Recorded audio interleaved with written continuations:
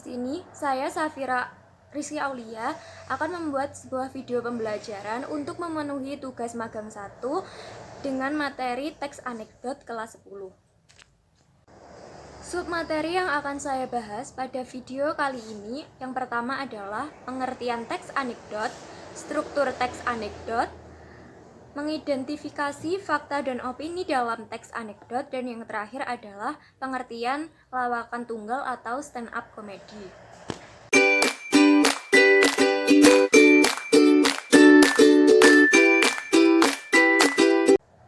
Langsung saja kita membahas pada subbab pertama, yaitu pengertian anekdot.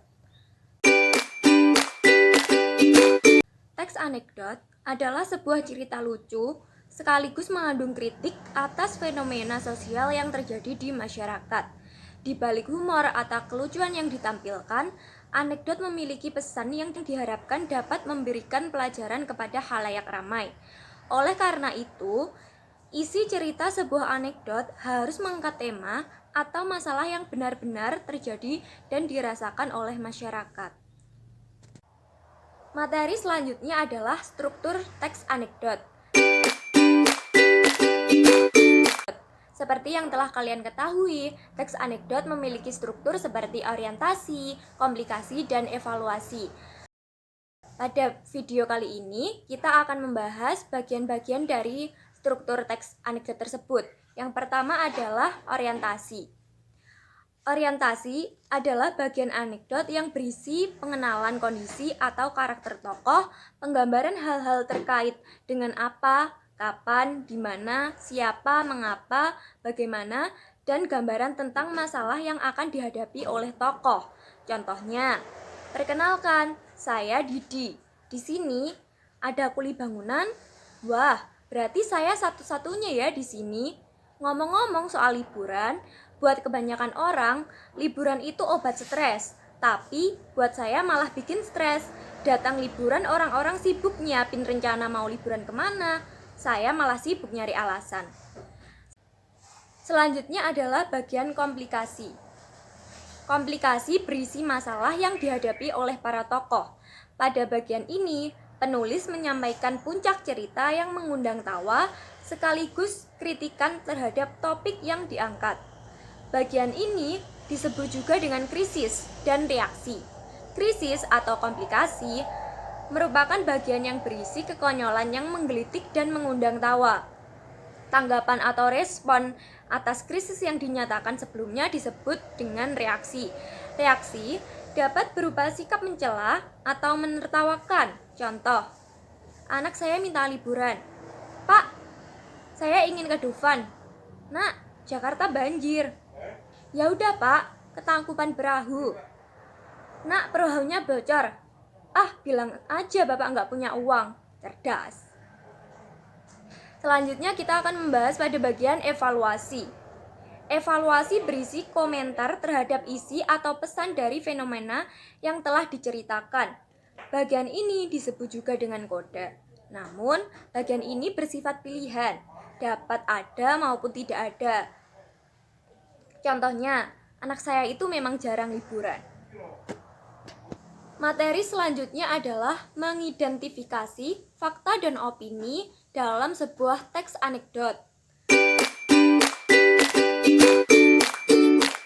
Sebagai teks yang berisi fenomena sosial yang benar-benar terjadi di masyarakat, anekdot tidak dapat lepas dari keakuratan sumber informasi atau fenomena yang diangkat. Kita harus memiliki sumber informasi yang memadai agar dapat menentukan apakah informasi yang kita dapatkan atau yang disampaikan berupa fakta atau opini dan asumsi saja. Dengan membandingkan beberapa informasi yang didapatkan, kita dapat memperoleh informasi yang lebih akurat dan bertanggung jawab saat menyampaikan kritik. Kita dapat memulainya dengan menganalisis fakta dan opini yang terdapat pada teks anekdot atau teks lain yang mengandung kritik sosial dengan sumber lain yang mendukungnya. Fakta adalah keadaan atau peristiwa yang merupakan kenyataan, sesuatu yang benar-benar ada atau benar-benar terjadi, sedangkan opini adalah pendapat, pikiran, pendirian seseorang terhadap sesuatu yang bersifat subjektif. Kita dapat menentukan apakah informasi yang terdapat dalam teks itu fakta atau opini dengan mencari referensi data yang valid terkait informasi tersebut.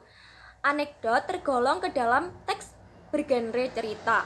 Oleh karena itu, di dalamnya menggunakan beberapa kaidah bahasa yang digunakan dalam cerita pada umumnya.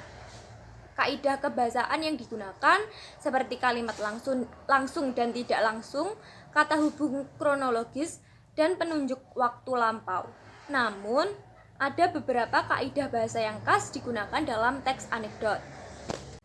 Beberapa kaidah yang khas digunakan dalam teks anekdot yaitu ada 3, yaitu yang pertama pertanyaan retoris, yang kedua adalah majas sindiran, dan yang ketiga adalah kata kerja material. Kita membahas dari yang pertanyaan retoris terlebih dahulu. Apakah kalian pernah mendapatkan pertanyaan yang sudah jelas jawabannya? Nah, itulah yang dinamakan pertanyaan retoris. Pertanyaan retoris bisa dijawab oleh penanya itu sendiri. Pertanyaan ini diberikan untuk menyindir, memberikan nasihat, dukungan, atau pesan terhadap orang lain secara halus. Contoh, siapa yang tidak ingin bahagia? Atau, menurutmu, apakah kamu tidak pernah berdosa? Satu lagi, apakah setiap orang berhak berbuat baik? Selanjutnya adalah majas sindiran. Majas sindiran merupakan kelompok majas yang mengungkapkan maksud atau gagasan dengan cara menyindir guna meningkatkan kesan dan makna kata terhadap pembaca. Majas sindiran terdiri dari 3 macam, yaitu ironi, sinisme, dan sarkasme. Ironi adalah gaya bahasa yang melukiskan suatu maksud dengan mengatakan kebalikan dari keadaan yang sebenarnya dengan tujuan untuk menyindir. Contoh, harga kedelai murah sekali, sampai pabrik tahu dan tempe tutup karenanya. Yang kedua adalah sinisme. Sinisme adalah gaya bahasa berupa ejekan atau sindiran menggunakan kata-kata kasar yang disampaikan secara langsung dengan setulus hati. Contohnya, untuk apa punya banyak uang jika makan saja harus diatur timbangannya? Yang ketiga adalah sarkasme. Majas sarkasme merupakan gaya sindiran yang paling keras di antara ketiga majas sindiran yang ada. Majas ini secara terang-terangan menyinggung, menyindir, atau menyerang seseorang atau sesuatu secara langsung. Contoh, sudah tahu tidak punya uang, masih saja ingin pergi liburan. Jangan mimpi. Dari ketiga majas sindiran di atas, majas ironi dan sinisme lebih diterima diterima untuk digunakan dalam teks anekdot. Hal tersebut terjadi karena kritik sosial yang disampaikan dalam anekdot masih bersifat santun. Yang ketiga adalah kata kerja material.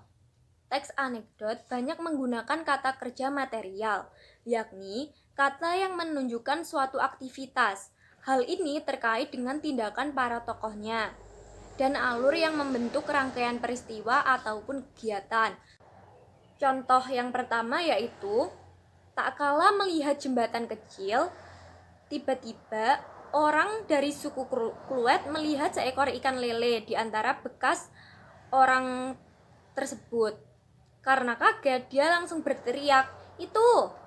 Contoh yang kedua yaitu, anak suku Aceh langsung melompat ke dalam kolam bekas orang untuk mencari ikan tersebut. Contoh yang ketiga yaitu, seorang kepala sekolah berbicara kepada para siswa.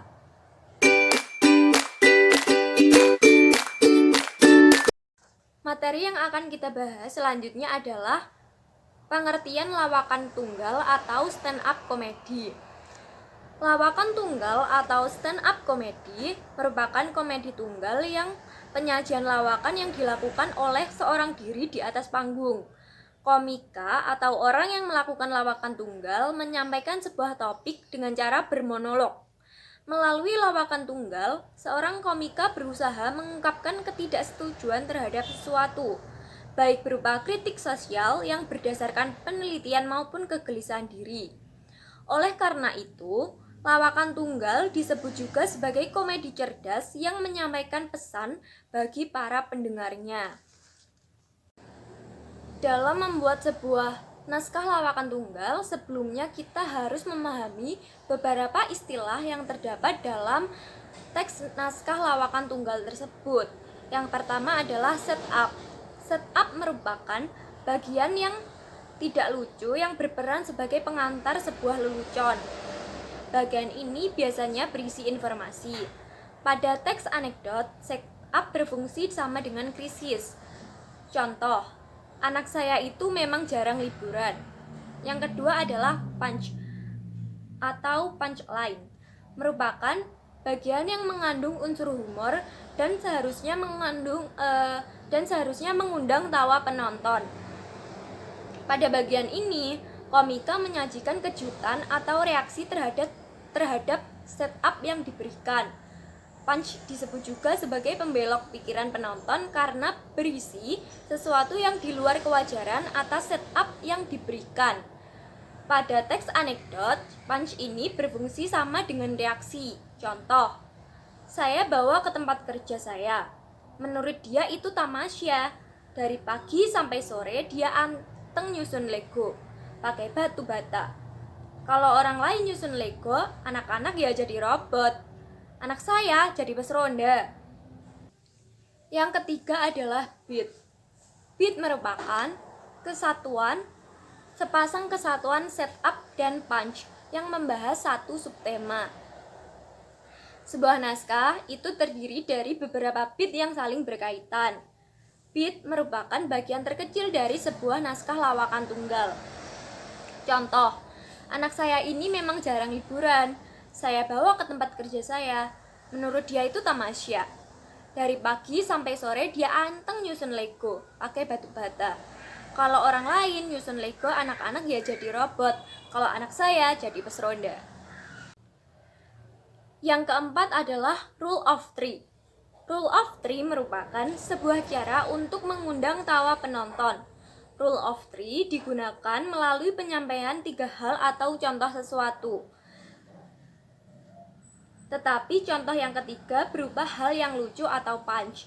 Contoh ketiga berisi hal yang tidak terduga tetapi masih berkaitan dengan contoh sebelumnya. Contohnya seperti ini. Dia bilang gini, "Bapak curang, tidur di hotel, makan nasi kotak, tiap hari naik lift."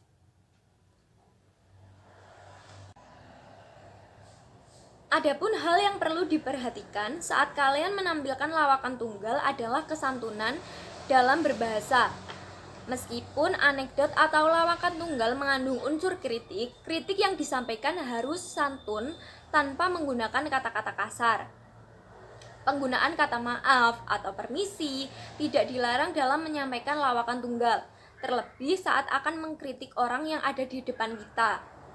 Selain itu, kritik yang disampaikan harus berdasarkan fakta yang valid agar kritik dapat lebih diterima oleh pihak yang dikritik atau audiens. Kesantunan dalam berpakaian dan bersikap pun harus diperhatikan saat kalian ingin menampilkan sebuah naskah lawakan tunggal. Gunakan pakaian yang sopan tetapi tetap nyaman. Gunakan gestur atau gerak tubuh yang tidak membuat orang lain memikirkan sesuatu yang kurang baik. Sekian penjelasan materi video pembelajaran dari saya. Ada kurang lebihnya saya mohon maaf. Wassalamualaikum warahmatullahi wabarakatuh.